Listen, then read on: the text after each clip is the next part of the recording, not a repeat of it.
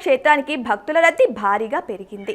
వరుస సెలవులు, శ్రావణ మాసం కూడా కావడంతో మల్లన్న ఆలయానికి భక్తులు పోటెత్తారు. దీంతో ఆలయ ప్రాంగణం భక్తజనంతో సందడి వాతావరణం నెలకొంది.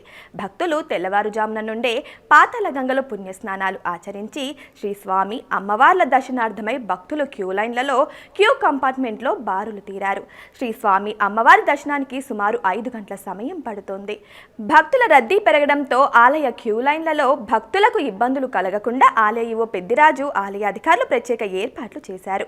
భక్తులకు ఎప్పటికప్పుడు అల్పాహారం, పాలు, బిస్కెట్లు, మంచినీరు అందిస్తున్నామని ఈవో పెద్దిరాజు తెలిపారు.